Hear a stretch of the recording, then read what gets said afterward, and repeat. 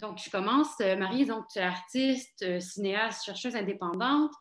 Et dans tes œuvres vont se croiser des images, des documents, des gestes, donc de soins artistiques ou participatifs. Donc, tu dis de ton travail qu'il est photographique, vidéographique, littéraire et sonore. Donc, on voit en fait déjà bien transparaître l'hybridité de ta pratique dans cette description. Et donc, depuis 2018, tu hybrides les médias autour d'un projet central et c'est l'archive du Beluga. Donc, tu l'as décrit comme une œuvre ouverte pour laquelle tu assembles des créations multiples qui sont amenées à se développer sur 2 décennies, ce qui est un projet d'envergure. Alors, je commence à peut-être décliner un peu quelle forme ça a pris jusqu'à maintenant. Donc, ça va être un peu plus protocolaire comme description. Alors, comme je le disais, donc, les archives du Beluga, c'est une archive thématique sur l'histoire sociale du Beluga, donc ses mœurs, son mode de vie, mais aussi son inscription dans les nôtres à nous, donc les animaux humains, dans notre culture, notre patrimoine, notre quotidien. Alors, cette archive, elle va se décliner en plusieurs projets et je vais en faire une espèce de petite liste non exhaustive pour intégrer, pour initier la conversation. Alors, je commence par Mise au monde, qui est un essai vidéographique qui a été créé en 2017. Étoffé de témoignages, Mise au monde retrace le transport des animaux d'un aquarium à l'autre et en parallèle ton propre trajet à toi, où tu performes ce cheminement en camion avec une dorsale de beluga en marbre. Histoire sociale du Beluga et donc, pour sa part, un texte théâtral composé d'un ensemble de citations sur le Beluga. Et ces citations, elles sont extraites de discours formulés par des ministres, par des députés à l'Assemblée législative du Québec, plus précisément entre 1909 et 2015, si mes notes sont exactes. Et la conquête du Beluga, qui prolonge un peu ce premier projet, utilise la même stratégie. Et c'est un bouquin qui a été publié donc l'année dernière, qu'on peut se procurer d'ailleurs sur ton site, et qui fait un peu suite à ce premier texte, c'est-à-dire qu'il emploie un peu les mêmes méthodologies. L'œuvre, pour ceux qui ne les voient pas, est un peu différente. Hein. C'est une série de sculptures de marbre qui ont été réalisées à partir de photo-identification des belugas. Donc, ces sculptures représentent des dorsales de belugas striées de cicatrices. Donc, on voit qu'il y a un écho quand même avec peut-être l'objet transporté dans Mise au monde. La baleine est une masse de savoir, donc une œuvre qui date de 2016. C'est le résultat d'une performance lors de laquelle les visiteurs étaient invités à rencontrer l'ossement d'un fœtus de cachalot. Et la captation de cet événement a ensuite donné lieu à une œuvre vidéo. Les Souffleurs est une œuvre vidéo, quant à elle, tournée à SeaWorld Orlando et Georgia Aquarium, où on observe les belugas grâce à tes images qui évoquent celles des caméras de surveillance. Ton archive comprend aussi plusieurs œuvres sonores et immersives qui captent les chants de baleines, comme Rejouer la pouponnière, Whale Listener Station et Dans le ventre de la baleine. Ce sont ceux que j'ai listés, moi, pour ma part. Enfin, il y a les photomontages de bombardement qui mettent en scène des archives photos de répétition théâtrale avec des images d'époque représentant la pêche au beluga. Le titre fait sans doute autant référence à une pratique que tu décris dans Histoire sociale et qui consistait autrefois à bombarder les belugas afin d'en contrôler la population. Une pratique, moi d'ailleurs, que je ne connaissais pas avant de lire ta pièce et dont j'ai été particulièrement choquée. Et finalement, je conclus avec le triptyque vidéo Constellation du Beluga qui date de 2019 et qui trace des parallèles entre l'histoire du Beluga et celle de la conquête spatiale. Pour conclure ce tour d'horizon, si tu le permets bien, moi, j'aimerais bien diffuser donc un extrait de cette dernière œuvre qui est actuellement d'ailleurs rendue disponible en format web pour l'exposition Temps long qui est organisée à la galerie de l'UQAM. Donc, j'en montrerai peut-être les 2 premières minutes et on pourrait, je crois, entamer donc la discussion à partir de cette œuvre, La Constellation, ainsi que de Bombardement, dont je sais que tu voudrais bien nous parler. Donc, je vais commencer par partager mon écran et laisser au public l'occasion de voir un peu la constellation et de quoi il retourne.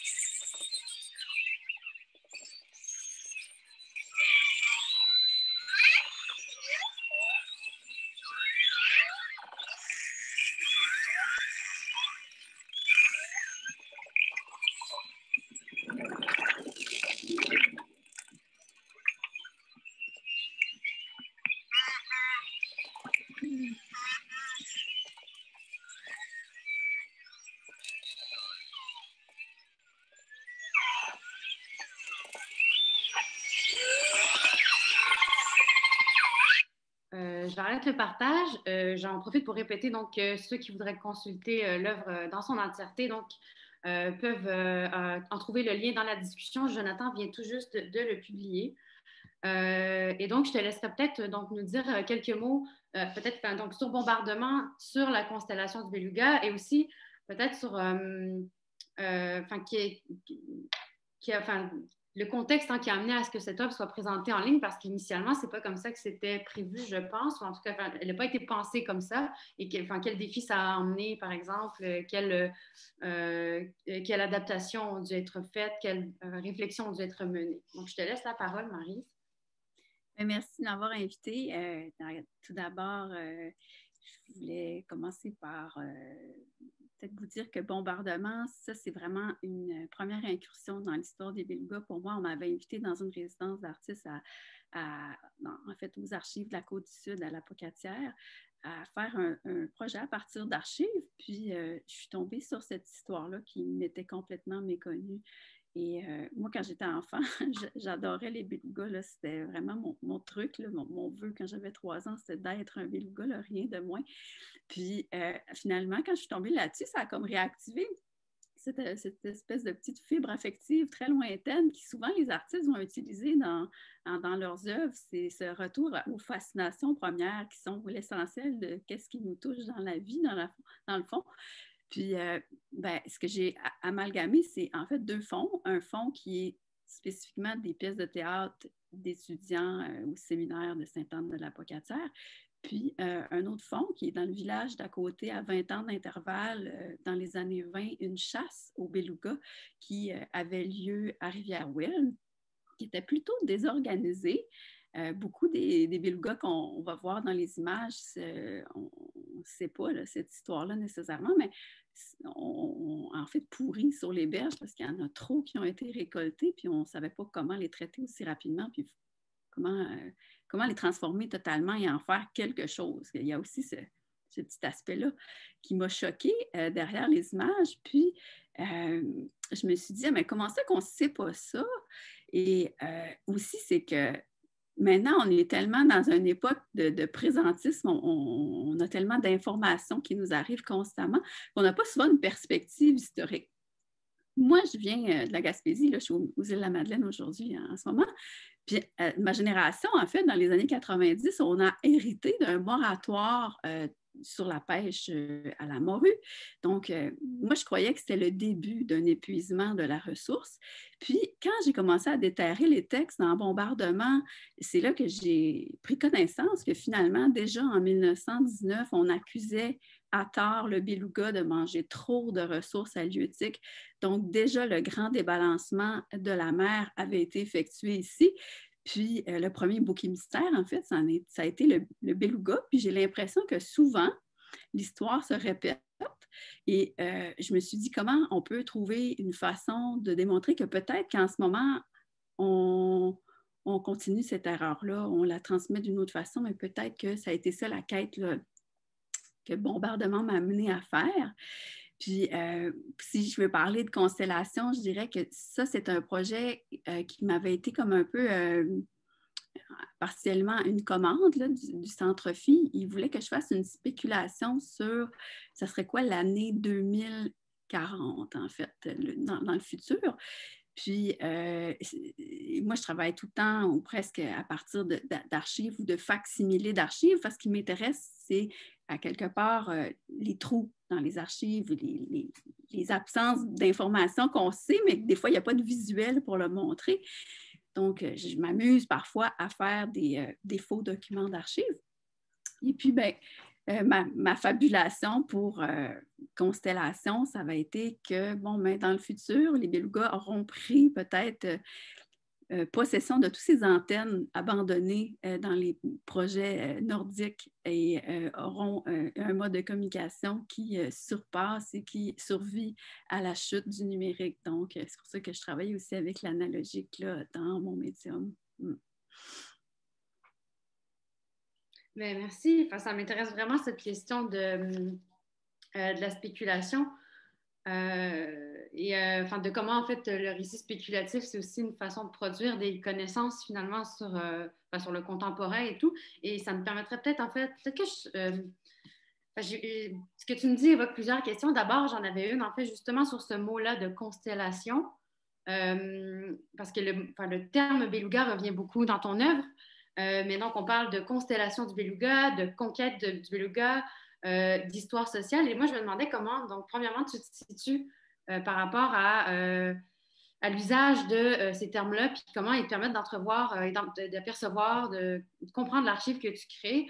Hein, par exemple, pour toi, cette archive du beluga, est-ce que c'est justement une constellation d'œuvres ou est-ce que, enfin, donc quelque chose de plus éclaté, ou est-ce qu'on est plutôt du côté justement de l'histoire sociale, donc dans un imaginaire peut-être plus linéaire? Et est-ce que, comment tu combines ces deux formes-là? Et ça serait peut-être ma première question. La constellation, donc, et l'histoire. Comment on peut les envisager ensemble ou en tension? Et aussi, comment tu perçois peut-être le rapport à la conquête. Hein? Le nom d'une de tes pièces, c'est La conquête du beluga.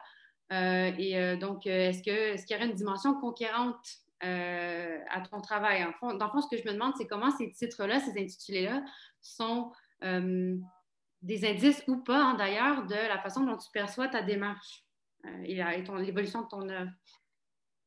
Oui, c'est sûr qu'il y a des indices parce que, qu'on le veuille ou non, la production de mémoire culturelle, c'est intrinsèquement politique. Puis il y a toute une capacité de manipulation derrière ça. Puis moi, je n'ai pas nécessairement un œuvre engagée à point levé, mais c'est sûr qu'il y a quelque chose d'intrinsèquement politique dans ce que je fais. Une citation de Michel Foucault, puis j'aimais bien là, qui disait quelque chose dans le genre de si on contrôle la mémoire des gens, on contrôle leur dynamisme. Puis je pense que ceux et celles qui utilisent des images du passé afin là, de réanimer des enjeux puis des dilemmes qui sont pertinents aux préoccupations du présent, bien, ils bousculent l'idéologie dominante, puis celle des récits aussi, là, puis ça décontextualise les documents d'archives, puis ça crée ce vertige-là dont tu parles. Parce qu'il y a tout un processus d'interprétation, d'intervention qui peut naître de ça. Puis, je pense qu'en ce moment, tous les modes traditionnels de production de la mémoire, ben, ils s'effondrent ou ils s'effritent un petit peu parce qu'on a besoin de nouvelles formes de mémoire là, qui puissent émerger. Puis ça, c'est en réponse avec tout ce qui se passe au niveau social, la décolonisation, la mondialisation, la migration, l'exil. Donc, je pense que dans les débats autour de l'appropriation de l'archive, il y a toute une renégociation conceptuelle qui va dans l'emprunt là, de l'emprunt culturel. C'est une forme d'invocation, c'est une forme de partage. Puis la mémoire, elle devient une stratégie à travers laquelle l'empathie peut se développer finalement. Puis moi, c'est ça qui me guide dans mon travail. C'est ça que je cherche à faire du beluga finalement dans mon archive, une espèce de guide en la matière. Donc, c'est vraiment selon la pièce ou ce que je vais faire qui va m'organiser d'une façon parfois linéaire, parfois éclatée.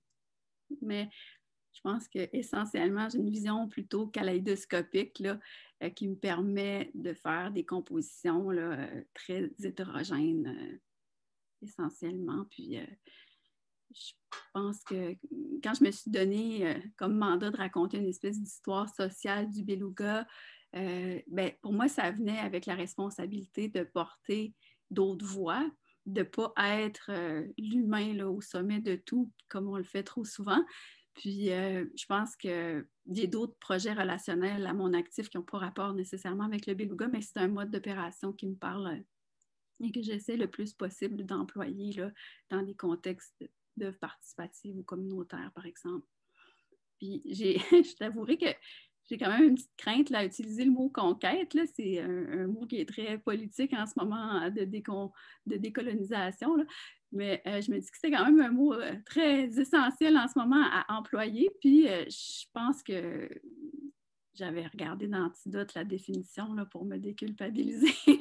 Puis c'était qui séduit, qui conquiert la sympathie, l'amour de quelqu'un. Puis moi, dans mon univers, le beluga, mais c'est un univers vraiment du care, de la maternance, c'est sous l'angle de cet amour-là. Puis à quelque part, avec la conquête du beluga, c'est une conquête du cœur qui est effectuée par le beluga et c'est renversé parce qu'au début, c'est vraiment très mercantile. Le territoire est complètement dans une logique de capitalisme, là, puis d'impérialisme. Puis cette transformation-là, elle est vécue d'une définition à l'autre du mot conquête. Je trouve ça vraiment intéressant ce que tu me dis sur la conquête et enfin, ta façon de le lire. Enfin, ça me fait penser un peu aussi peut-être à la façon dont, enfin, je vais me diriger en fait vers enfin, deux penseuses qui m'ont beaucoup influencé, je pense, dans la façon dont j'ai interprété, lu et dont je suis familiarisée avec ton œuvre.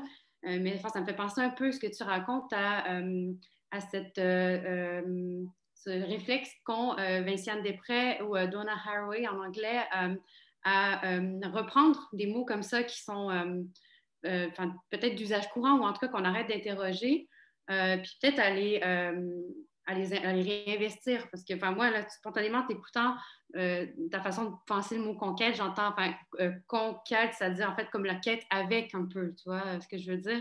Ça peut être intéressant de décider de faire cette quête avec le beluga un peu comme guide, comme tu disais. Et ben, je vais rester sur Vinciane Després parce que vraiment, moi, ce que j'ai, quand quand je me suis frottée à ton œuvre, vraiment, j'ai vu une actualisation d'un peu de ce qu'elle espère, j'ai l'impression, ce qu'elle espère comme mode de création de savoir avec le non-humain. Et donc, je trouve vraiment que ton projet correspond à ce que cette philosophe, à qui d'ailleurs j'ai emprunté un peu le titre de cette discussion, hein, Habiter en beluga, en fait, c'est calqué sur le modèle de son livre qui s'appelle Habitant en oiseau. Et dans ce livre, elle écrit donc que l'artiste et le chercheur, donc je vais la citer, doivent honorer les manières d'habiter, mais sans demander aux animaux de nous édifier, sans les mobiliser pour trouver des solutions à nos problèmes. Lorsqu'on engage les animaux dans ce type de demande, la manière même de construire le problème et de l'imposer exclut justement ceux que l'on interroge. Donc, je termine la citation. Et j'aimerais en fait t'entendre sur les rapports que toi tu perçois ou en tout cas espères peut-être entre l'humain et le beluga justement. Peut-être justement qui sont de l'ordre de ce que tu me disais à l'instant. Parce que finalement, il s'agit vraiment d'une archive, en tout cas d'une histoire humaine qui se déploie par ton archive, puis qui montre aussi comment on arrive à faire société avec les belugas, mais aussi fréquemment, hein, tes textes le montrent très bien, à l'encontre de leurs intérêts. Hein, l'histoire humaine l'a bien montré. Et donc, comment est-ce que tu arrives à éviter cette instrumentalisation-là du beluga, mais tout en restant attentive à ce que sa façon d'être au monde peut nous apprendre sur nos socialités à nous en tant qu'animal humain? Quel serait cet apprentissage pour toi? Peut-être que finalement, justement, c'est celui donc de cette conquête différente de celle qu'on entend normalement. Je ne sais pas, j'aimerais peut-être t'entendre là-dessus. Je sais que aussi Catherine, ça l'intéressait beaucoup le faire, la matérialité, on en a parlé tantôt. Donc, comment en fait acquitter en fait cet accompagnement-là? Je ne sais pas si c'est clair comme question. Oui, ben, je vais répondre par une anecdote. En fait, moi, il y a quelques années de ça, j'ai commencé une tournée dans les aquariums pour aller voir des belugas de proche, là, parce qu'ils sont très protégés. Puis il y a aussi le souci de ne pas vouloir les déranger, mais de vouloir les connaître. Puis je suis toujours un peu déchirée si je fais une plongée pour capter des images sous l'eau, mais j'ai l'impression quand même que je dérange, donc je me sens mal, mais je me sens euphorique parce que c'est extraordinaire. Puis, au début du processus, je suis allée vers les aquariums, puis le premier beluga que j'ai rencontré au Connecticut, en fait, je me suis dit, je vais lui demander la permission. Est-ce que je peux faire un projet sur vous, les belugas? Puis, c'était un beluga très sympathique, là. Ils ont toutes leur personnalité, un peu comme les humains. Puis celui-là, il s'est mis tout proche de la fenêtre, juste de l'autre côté, puis il s'est mis à me regarder profondément dans les yeux, très intensément, puis ça a duré comme 2 heures. Et même que les gens de l'aquarium sont venus me dire, coudonc, qu'est-ce qui se passe entre vous deux? Puis j'étais comme un peu bouleversée parce que j'essaie d'interpréter c'est quoi cette réponse-là finalement. Puis je suis un petit peu animiste sur les bords, mais pas tant que ça. Puis ma réponse, qui m'est venu par la suite, ça a été que finalement, ben, je vais être guidée par le fait qu'il faut toujours que je considère que la nature, en fait, elle nous regarde agir. Et c'est ça, je pense, mon mode d'opération dans tout ce que je fais. J'essaie d'employer le point de vue où la nature, elle nous regarde agir, tout simplement. Puis, dans des sources peut-être qui m'inspirent aussi à cultiver ce regard-là, il y a l'autrice Robin Wall Kimmerer, en fait, qui est une personne issue de la nation, j'ai peur de mal le dire, là, faudrait que je vérifie là, pour être certaine. Excusez-moi, Potawatomi Nation. En fait, elle est américaine, c'est une professeure en écologie aux États-Unis.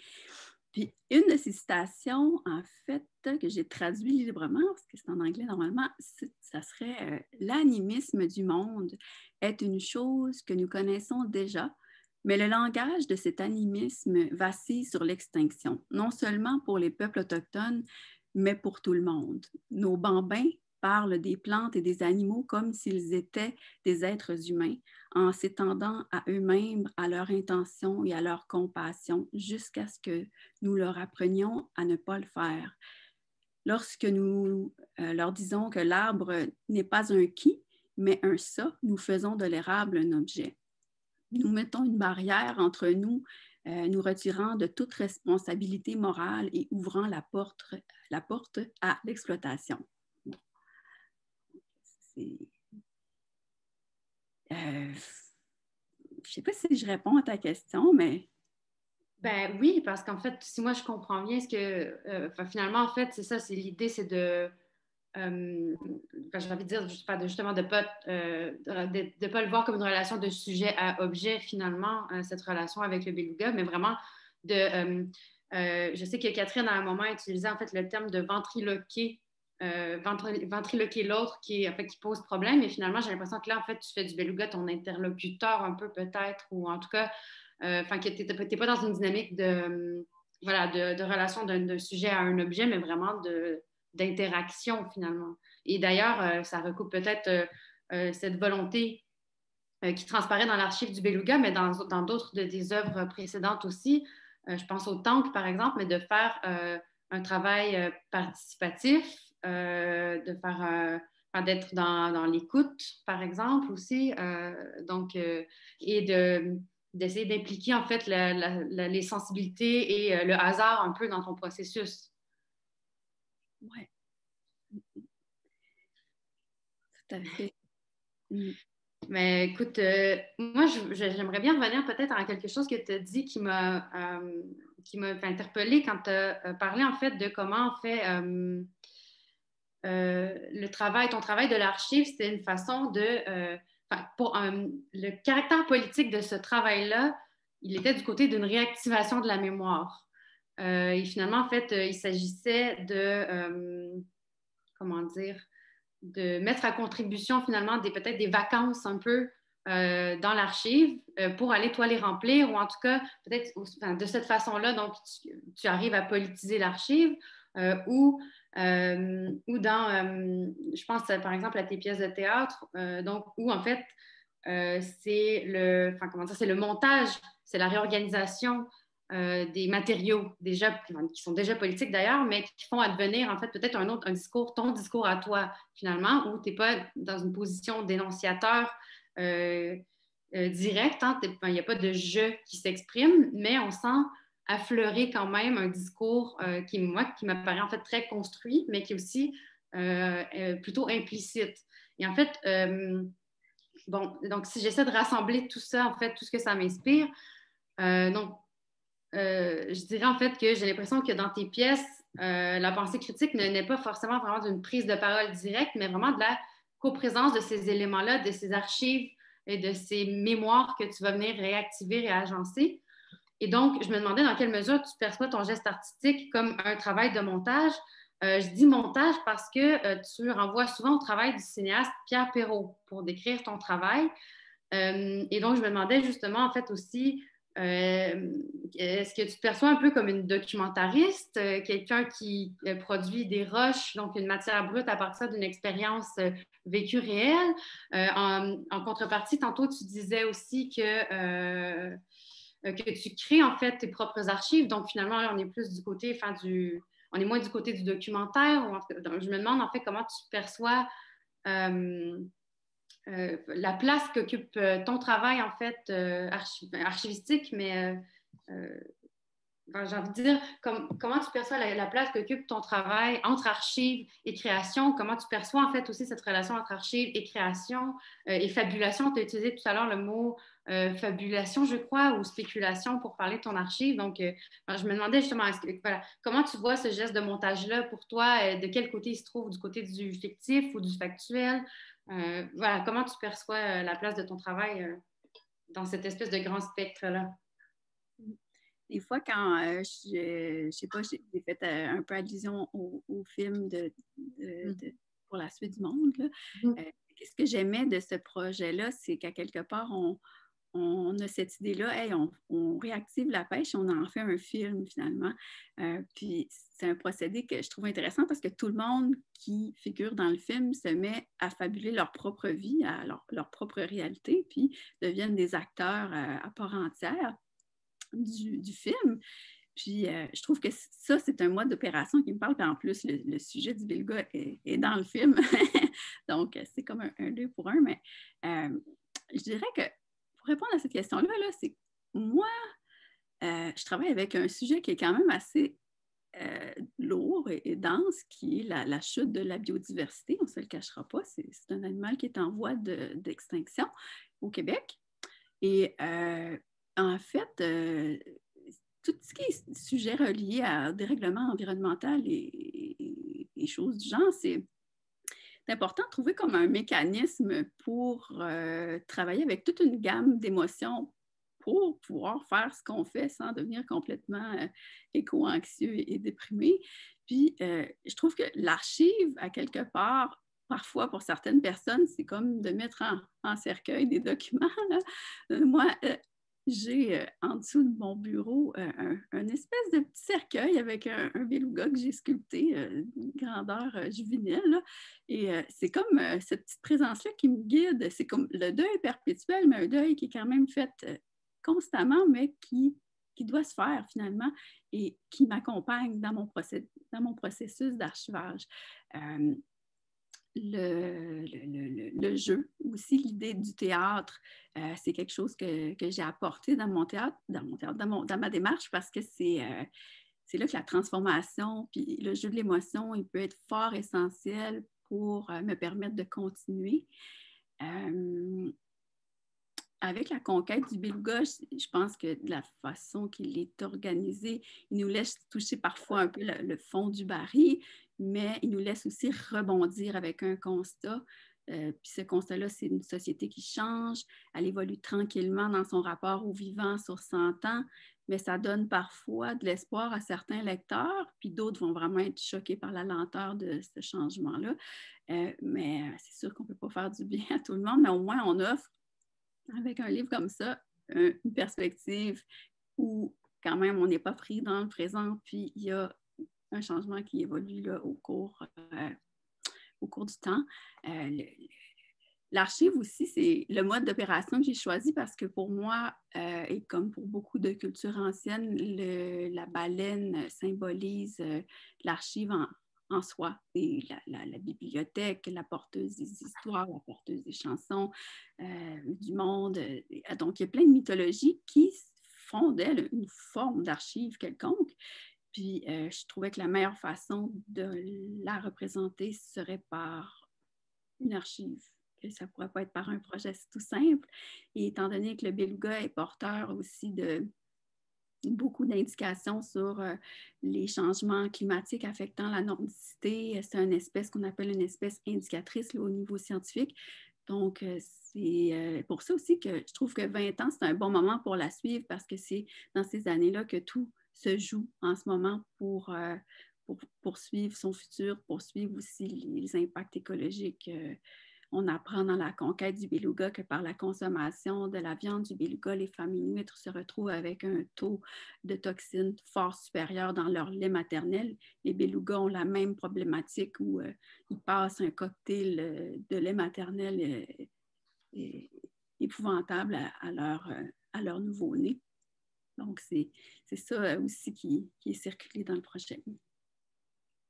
Oui, parce que si je comprends, enfin, comment dire, je pense que tu fais très bien déjà de pointer en fait que tu travailles avec l'archive, les archives préexistantes du beluga, que tu en produis toi-même, mais qu'effectivement, le beluga n'est pas sans histoire préexistante à l'archive. Hein. Moi,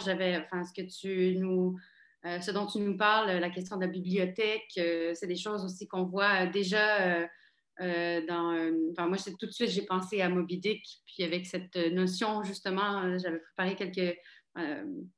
cet imaginaire-là qui lie la baleine à l'archive, il précède ton œuvre et en même temps, il est magnifiquement prolongé, je pense, par elle. Je trouve intéressant aussi que tu traces un rapport comme ça entre la question du deuil et de l'archive, qui est finalement je ne sais pas si s'il est question d'archiver pour faire le deuil ou est-ce qu'il est question d'archiver le deuil et le deuil de quoi? C'est-à-dire, est-ce qu'on fait j'ai l'impression qu'il y a à la fois le deuil de l'animal qui est à faire, mais le deuil d'une relationnalité à lui, hein, qu'on va perdre si l'espèce s'éteint, par exemple. Puis je me demandais, puisque tu parlais donc justement de terreau et pour la suite du monde en particulier, parce que moi, ce que tu me disais, ça me faisait à la fois penser à, donc, pour la suite du monde, mais aussi à la bête lumineuse où il y a cet animal qui n'est pas là, en fait, qui est jamais, dans la bête lumineuse, c'est l'orignal, donc qui n'est pas dans le texte, qui n'est pas, pardon, dans le film, donc, mais qui est finalement extrêmement présent par l'archive orale qu'en produisent les chasseurs tout au long du film, qui l'appellent finalement un peu. Et j'ai l'impression qu'il y a quelque chose de cet ordre-là un peu dans le travail que tu proposes. Évidemment, moi, ce que je trouve intéressant, là, je parle de Melville, je parle de Perrault, du rapport aussi à la conservation puis à la trace que tu partages avec eux et à cette question de l'archive et de la baleine. Mais ce qui est intéressant, je pense, dans ton travail aussi, c'est que contrairement, il y a des distinctions importantes qu'on peut faire entre ce que tu proposes et les univers finalement très masculins que dépeignent dans leurs œuvres. Hein. Toi, j'ai l'impression que ton archive elle sort de cette logique des représentations un peu plus virilistes du rapport au beluga.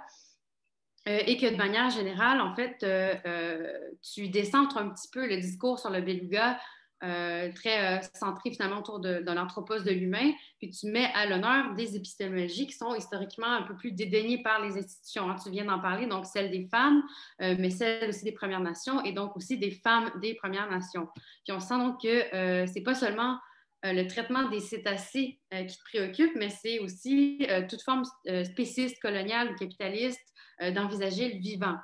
Et j'aimerais ça, en fait, qu'on parle donc peut-être de ça, mais aussi, je sais que ça t'importe, donc de la question, en fait, de la transmission, mais peut-être de la transmission au sens large, c'est-à-dire celle donc, que fait l'archive, mais aussi celle de la maternité au sens plus large. Et là, je m'explique.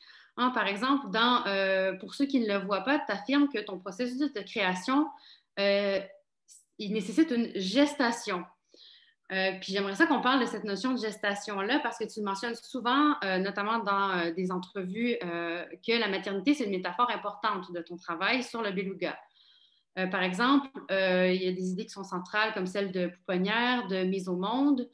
Dans La baleine est une masse de savoir, il y a des gens qui défilent devant la colonne vertébrale d'un baleineau qui est décédé en gestation. Dans Conquête du beluga, on retrouve des tout petites photographies dans des enveloppes de papier ciré qui, en plus de donner à voir des scènes d'allaitement entre cétacés, moi, pour ma part, me rappellent personnellement des images échographiques qu'on fournit aux futurs parents. Et on sait d'ailleurs que le beluga se répare grâce à l'écolocation qui est finalement le processus qu'on utilise justement pour créer ces images-là.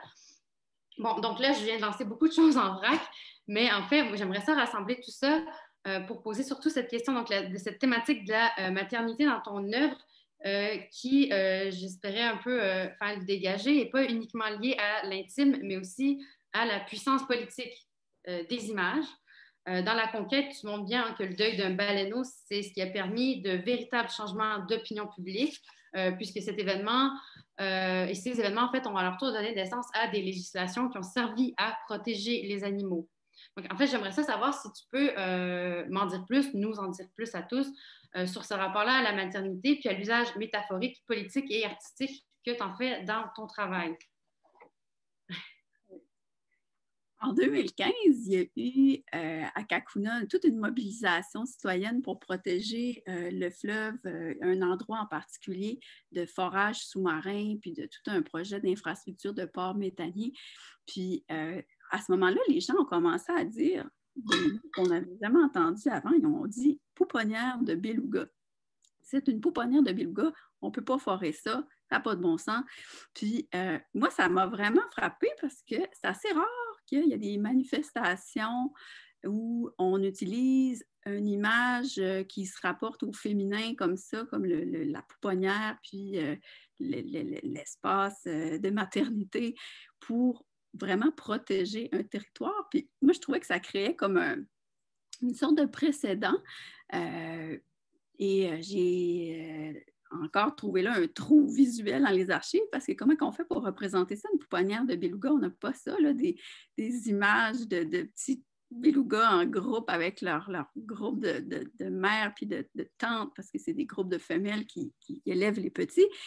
Et je me disais comment je peux faire exister cette image-là. Ça m'a donné une mission. Et j'ai trouvé plein d'occurrences et j'ai fait ressortir beaucoup le côté maternant du beluga parce que c'est l'opposé de sa disparition finalement.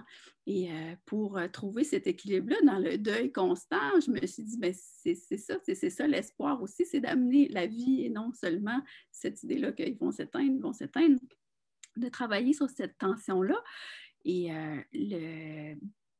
l'idée de la pouponnière de beluga s'est apparue et j'ai fait un projet qui est tout simple où j'ai sculpté des dorsales en beluga, de beluga là, en marbre, pardon, et je les ai en fait, j'ai créé une performance où j'ai demandé à des gens qui passaient à l'atelier, j'étais au symposium d'art contemporain de Baie-Saint-Paul en 2018, les gens rentraient dans l'atelier, j'avais fait un genre de petit décor digne des pièces de théâtre dans mon corpus de bombardement, et les gens s'assoyaient tout simplement en tenant dans leurs bras cet objet-là. Puis, je les filmais, je les photographiais, puis tout de suite, c'était très maternant comme position parce que l'objet a la dimension à peu près d'un poupon, puis c'est très lourd, donc on doit quand même s'atteler, puis c'est un objet qui est qui est activé d'une façon un petit peu précieuse là, par son caractéristique qui est le marbre. Donc, le rituel de juste avoir toutes sortes de personnes, de toutes sortes de générations, tenir ça, c'était pour moi comme une façon de remettre dans les mains du public et du social ce qui m'avait fait, en fait, concevoir cette image-là de pouponnière de beluga, c'était de redonner cette place-là au public dans le projet parce que c'est une image qu'ils ont créée, qu'elles ont créée en se mobilisant. Et moi, j'ai regardé ça de loin, je n'ai pas été aux manifestations à ce moment-là, je n'étais pas disponible, mais j'ai comme approprié à quelque part cette histoire-là, puis je l'ai redonnée finalement, je l'ai faite réactiver par des personnes qui se portaient volontaires pour la réactiver. Je trouve ça vraiment intéressant que tu t'amènes en fait, que tu répondes en parlant de ce projet-là parce que j'ai l'impression que ce que ça fait, c'est comme si il y avait. Déjà, c'est intéressant en fait de mettre l'objet comme ça, qui est le marbre, c'est pesant aussi, donc c'est placer un poids entre les mains des gens peut-être ou en tout cas déjà la maternité aussi, ou en tout cas la parentalité, ça implique une notion de responsabilité. Donc, il peut peut-être justement lier ensemble la question politique et celle de la maternité que tu utilises justement, comme tu disais, comme image pour peut-être, je ne sais pas, créer justement presque des formes de filiation interespèces finalement, c'est-à-dire qu'est-ce qu'on peut pour un beluga, qu'est-ce qu'un beluga peut pour nous finalement. Mais je trouve ça vraiment intéressant que tu parles de ce projet-là en particulier, donc de la pouponnière, de rejouer la pouponnière si je me rappelle bien. Donc voilà. Euh, bon, j'avais encore quelques questions, mais j'aimerais peut-être, il nous reste une dizaine de minutes avant de laisser la parole à la salle. Donc, peut-être que j'aimerais plutôt terminer en te demandant, euh, dans ta présentation, tantôt, je disais, je citais en fait ta présentation biographique donc, sur ton site web, où tu affirmes que le projet Archives du Beluga, il était amené à se développer sur 2 décennies. Et ça en fait, donc, mon compte est bon, à peu près une pour l'instant. Et en fait, je me demandais, qu'est-ce qui attend cette archive dans les prochaines années? Comment tu la vois continuer à s'ouvrir? Est-ce que c'est... bon, je ne suis pas en train de te demander des exclusivités, mais je me demande comment tu perçois justement pour peut-être arrimer ça à la question de la gestation, justement, comment tu la vois continuer à germer, cette œuvre-là, d'une part, sur le temps long, pour reprendre le nom de l'exposition de quadrature, mais aussi dans le contexte actuel. Qu'est-ce que tu vois, quel avenir est réservé à cette archive pour l'instant? En fait, en ce moment, je travaille sur un nouveau projet qui s'appelle Ceux et celles qui écoutent les baleines. C'est une œuvre vidéo. J'ai l'impression que ça m'a amené à rencontrer toutes sortes de personnes là, extrêmement variées qui s'intéressent au son, en fait, puis à l'écoute. Puis, je pense que... je ne sais pas exactement où je m'en vais. Je suis assez instinctive avec les trouvailles que je fais. Puis j'ai un 3e tome aussi autour de l'histoire sociale du beluga qui est en gestation, mais qui se porte plus vers les voies du Nord cette fois-ci. Quand je suis allée à Churchill en 2018, là-bas, il y a une énorme migration de belugas. C'est comme 40 000 belugas qui convergent au moment des naissances vers la rivière Churchill. Puis c'est là que j'ai pu faire énormément de captations sous-marines, puis des captations sonores là, fort intéressantes de pouponnières de belugas. C'est ce que vous pouvez entendre justement dans l'exposition de quadrature là, à l'UQAM. Ce sont des sons prélevés dans un énorme groupe au moment de naissance. Puis, en fait, où c'est que je m'en allais avec ça? À Churchill, il est arrivé plein de choses, puis j'ai trouvé de l'information que je n'avais pas encore eu vent d'eux.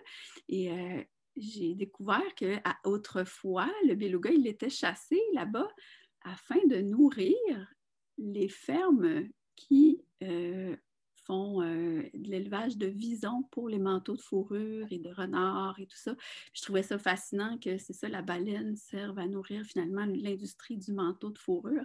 Et ça, c'est un projet aussi qui est très absurde, comme les bombardements, mais qui mérite d'être déterré puis qui m'intéresse pour la suite des choses aussi. Je fais des projets aussi en pierre en ce moment.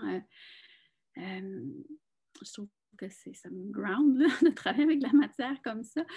Puis c'est ça, c'est des pierres, tout a un certain rapport avec les belugas. Moi, je suis impliquée un petit peu aussi dans le réseau d'urgence pour les mammifères marins. Ça me permet de faire comme de la recherche et de l'expérience de terrain. Et des fois, on m'appelle pour une baleine qui est échouée ou j'ai déjà participé à un sauvetage aussi d'un beluga qui était pris dans une rivière depuis quelques semaines. Et dans le fond, des fois, je fais des prélèvements pour des laboratoires. On va me demander d'aller chercher un morceau de quelque chose, de chair, de poumon, de fanion, n'importe quoi. Puis, je me retrouve à avoir développé des skills de couper, en fait, des grosses masses graisseuses et sur des énormes cétacés aussi, là. Puis, ça m'a amené à vouloir faire de la sculpture, en fait, d'avoir à passer la hache dans une grosse baleine comme ça, puis de passer à travers le sentiment que c'est en tout cas, on a toute une gamme d'émotions, mais quand on arrive devant ça, mais c'est ça, on dirait que je le transfère dans la sculpture, puis c'est quelque chose que je fais comme plus facilement, plus instinctivement, sans trop y réfléchir. Puis ça va m'amener peut-être à aller vers la rencontre de peuples qui font de la sculpture à partir d'os de baleine, qui ont vraiment un univers qui est beaucoup plus proche que nous, on peut l'être. Ici, des fois, on voit un dos de baleine une fois dans notre vie pendant 3 secondes, mais ça reste que ça nous hante très longtemps. Et donc, c'est ça, je travaille avec toutes sortes de mondes qui ont toutes sortes de liens, que ce soit très étroit ou très lointain. C'est ce qui m'intéresse, c'est la suite de notre cohabitation. Ben, en tout cas, à t'écouter, c'est sûr que on peut s'attendre à ce que la suite de cette archive du beluga soit au moins aussi protéiforme, transdisciplinaire que ce qui a précédé finalement. Moi, ce que j'entends beaucoup dans ce que tu dis, tu parles du fait qu'on ne voit pas beaucoup, qu'on les voit pas beaucoup, on n'a pas beaucoup l'occasion de les voir, les baleines, et en même temps, un autre mot qui revient beaucoup dans ce que tu as dit, c'est la question de l'écoute. Donc, je trouve ça intéressant, en fait, tu parles de cette œuvre donc, qui serait ceux et celles qui écoutent les baleines.